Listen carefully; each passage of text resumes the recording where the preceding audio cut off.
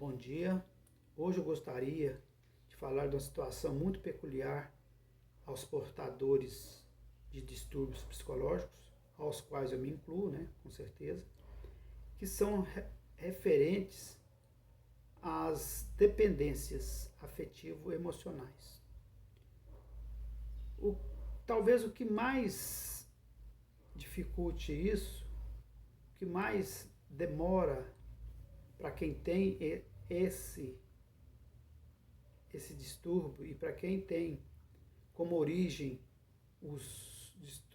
as dependências afetivas e emocionais, é a pessoa admitir, aceitar, se ver como uma pessoa, primeiro, dependente emocional, segundo, portadora de um distúrbio psicológico originado por essas dependências.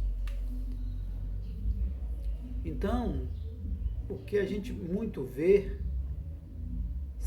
são pessoas fragilizadas emocionalmente que precisa que as outras direcionem suas vidas, até nas mínimas coisas, né?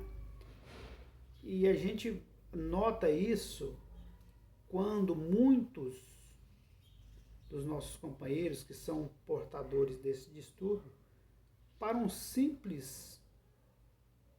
E aí a gente percebe o agravamento, a gravidade do distúrbio, quando uma pessoa, para uma simples refeição, ela entra em contato com a gente ou com outras pessoas para perguntar: estou com medo de dormir, o que é que você acha? Eu estou com medo de comer, o que é que você acha? Para a gente ver o grau de dependência que as pessoas vivem. Pior não é isso, que quando a pessoa chega nessa situação, é porque as pessoas próximas já não estão mais suportando aquelas manias, aquelas, como eles falam, aquelas frescuras, aquelas loucuras que a gente comete. Como as pessoas que estão perto já não nos dão mais ouvido, a gente entra ou busca os amigos também já vão ficando chateados, vão saindo fora, e o nosso primeiro passo é entrar nas redes sociais para buscar alguém que nos ouça, alguém que nos dê respostas para as nossas perguntas, para as nossas indagações. Mas, na verdade, por trás disso, né, está escondida a dependência afetiva e emocional. Que a pessoa precisa de ter a confirmação, a aprovação, a anuência de alguém para fazer as mínimas coisas. Mas a gente vai se autoanalisando, e eu falo de mim, não gosto, sempre nos meus vídeos eu falo de mim, para não parecer que eu estou me diferenciando dos demais. E a gente demora a perceber isso. Chega um ponto que a gente fica tão dependente que a gente precisa das outras pessoas para nos falar o que nós temos que comer, o que nós temos que a hora de dormir. E nessa situação a gente percebe o tamanho a dimensão que está o distúrbio da pessoa. O que a gente precisa falar, e que a maioria dos ansiosos não gostam de ouvir, é que não serão as palavras dos outros que vai curar. E não é a forma de falar também.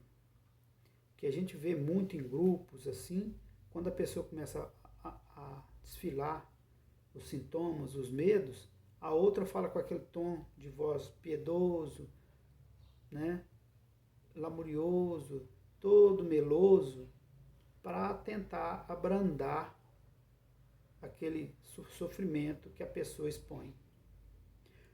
Mas, na verdade, é isso que a pessoa está buscando. Porque lá na sua casa, lá no seu meio familiar, no seu meio de amigos, as pessoas já não estão dando isso a ela. E isso entra naquele ciclo que a gente sempre fala. Então, enquanto a pessoa continuar achando alguém que alimente aquela fragilidade emocional dela, ela vai continuar naquela vibe de lamentações, de lamúrias, de entrar nas redes sociais condoída, falando dos seus sofrimentos, das suas dores, e vai encontrar alguém, né, que abranda o tom de voz e fala com aquela, né, na mesma sintonia da outra. Então, verdadeiramente, volto a dizer, estou falando de mim também, isso não vai resolver. Muito pelo contrário, isso vai piorar a situação do desequilibrado, do portador do distúrbio. Porque quem faz assim, vai estar programando nela, instigando nela, continuar naquela situação de autopiedade, de coitadismo, né? Porque a gente vai estar, claro que a pessoa está sentindo, sim, não duvido disso, porque eu passei por isso.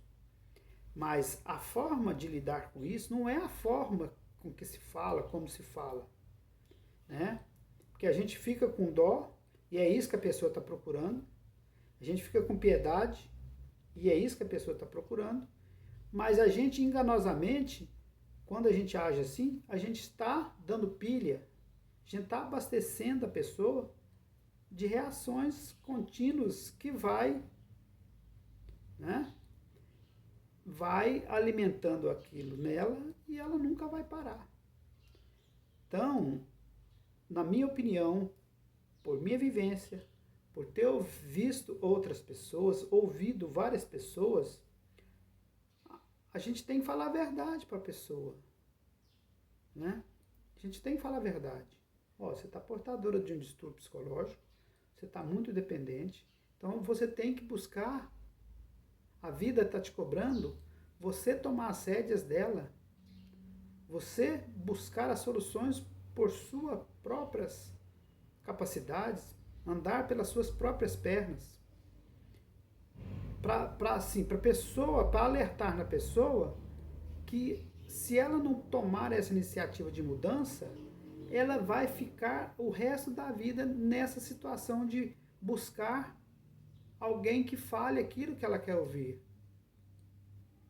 Eu tenho a opinião seguinte, que a caridade nesse sentido não é falar o que a pessoa quer ouvir, é falar o que ela precisa ouvir. Não é com arrogância, não. Mas assim, que às vezes a gente precisa tomar um choque de realidade para a gente entender. Porque enquanto eu continuar naquela mesma diapasão dela, falando o mesmo tom, os mesmos assuntos, eu vou estar dando a ela, né, o alimento, o combustível para ela continuar. Para ela continuar vivendo de utopia, fora de uma realidade que não existe. Né? Ela está vivendo numa realidade que não existe, ela está virando fora, está vivendo numa bolha. Então, quem gosta, claro que eu tenho a impressão assim comigo, que a gente pode dizer tudo para o outro, sem ofender. O interessante não é o que fala, é como fala. A gente pode falar tudo sem ofender.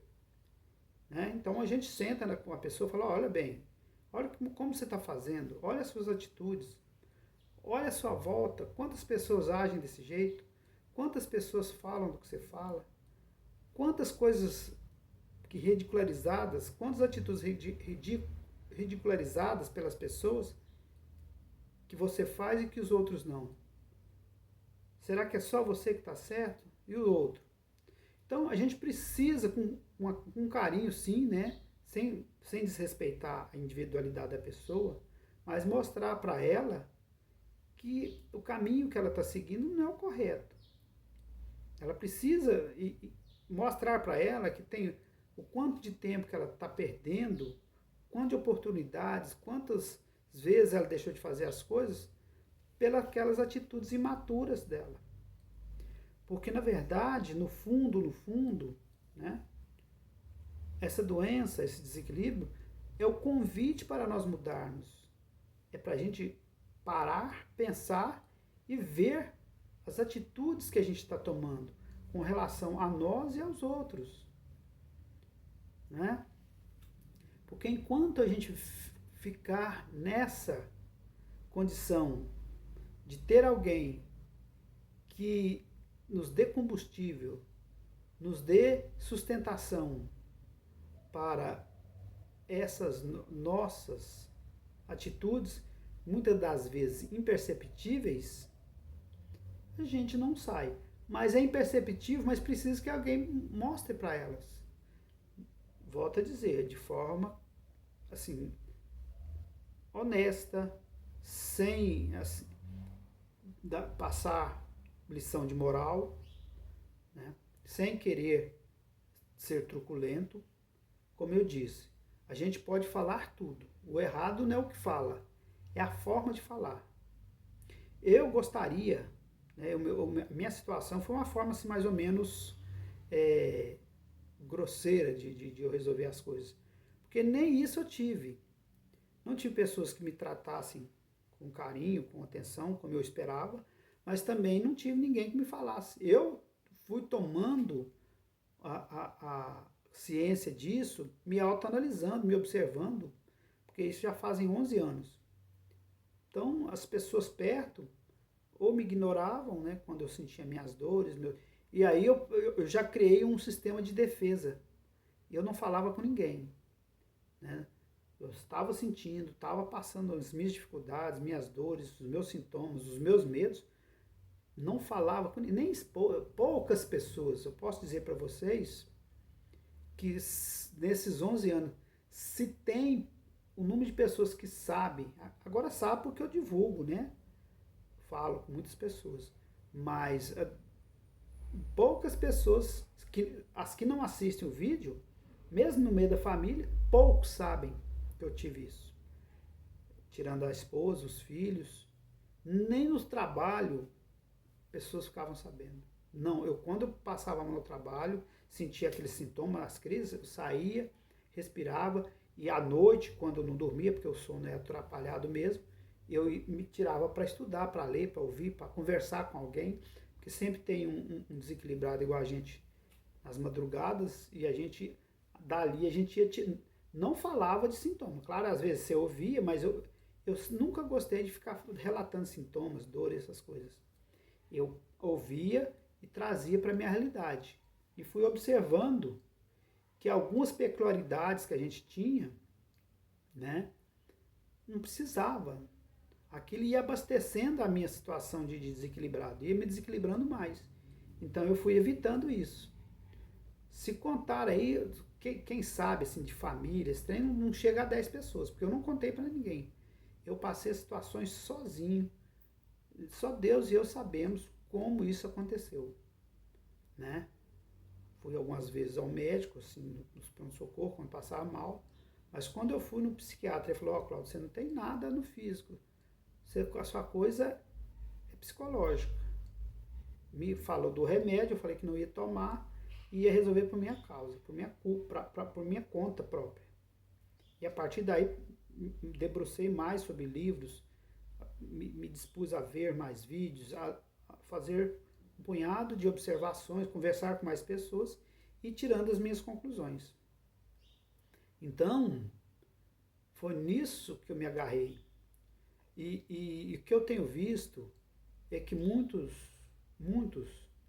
né, ainda estão nessa situação de ficar querendo que o outro opine na vida dele, dê opinião, como se o outro fosse resolver. Como se o outro... Mas, na verdade, lá no fundo, o que a gente quer é continuar naquela linha de sofrimento, de coitadismo, de autopiedade, de dependência. Sem coragem de reagir, sem coragem de tomar as rédeas de sua vida. Porque lá em casa, na família, nos amigos, às vezes, ninguém já está nos suportando mais de tanto que a gente fala. Aí a gente entra nas redes sociais e sempre vai encontrar alguém igual. Porque a cura, o equilíbrio está mais em nós do que no outro. Se a gente não tomar as rédeas da nossa vida, tomar um impulso assim, falar, vou resolver, aí a vida não toma sentido e a gente vai continuar para sempre nisso. Esse é o toque que eu gostaria de dar. Pode parecer duro o que eu estou falando, mas é verdade. Analise suas próprias vidas aí e tire suas próprias conclusões. O vídeo já está ficando meio longo, eu vou terminar por aqui. Vocês fiquem com Deus, até a próxima, se Deus quiser.